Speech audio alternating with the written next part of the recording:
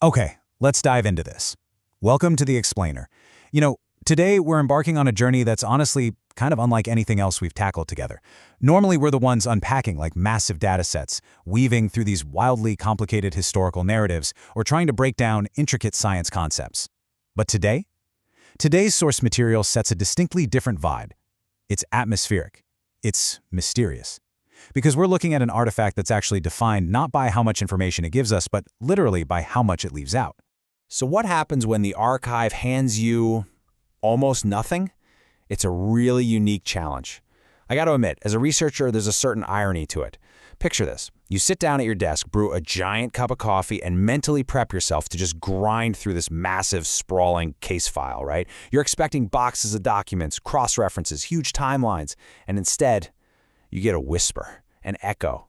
It totally forces us to shift our whole perspective on what it actually means to extract knowledge from a source. Let's take a look at exactly what we've been handed here. Because this is the literal entirety of our source text. Zodiac Killer. And that's it. There are no dates, no geographical coordinates, no long-winded paragraphs laying out the context for us. Just two isolated words standing completely alone on the page. Staring into this kind of void, it's impossible not to ask, what else does the source reveal? I mean, when you're handed something this incredibly brief, your brain instantly goes into overdrive trying to fill in the gaps. You find yourself scanning the edges of the page, digging for a footnote, a hidden appendix, literally just praying for a stray piece of metadata that'll crack the whole thing wide open.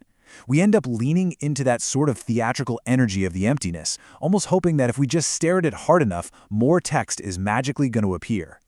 But nope, the excerpt ends right here. It just stops. So the crucial point is, we're literally left sitting here with nothing but a name.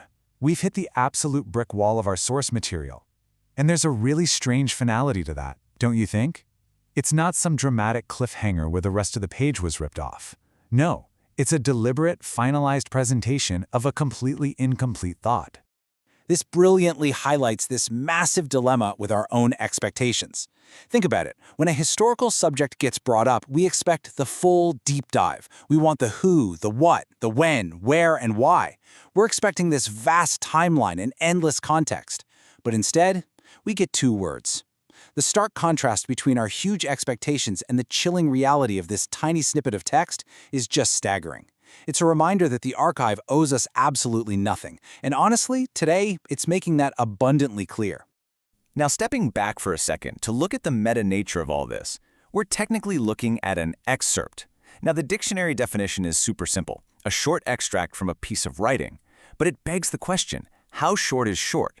Usually an extract at least gives you enough to grasp a basic concept, right? Like a complete sentence, or maybe a solid fragment of a thought. But sometimes the archive is just incredibly stingy. It gives us barely enough text to even qualify as a sentence. It honestly redefines the whole concept of an extract. So let's break this down to its absolute most literal components. We've got the word zodiac, the word killer, and then, boom, an abrupt ending. I really want to make sure you're feeling the weight of this. If we strip away every book, every movie, every deep dive article, and all that outside cultural context floating around in your head, this right here represents the entirety of our evidence. We have a modifier acting as a proper noun, a highly charged noun, and then zilch, zero. It is literally the ultimate exercise in forced minimalism. So why does this matter? Why even take the time to walk through an explainer of something so ridiculously brief?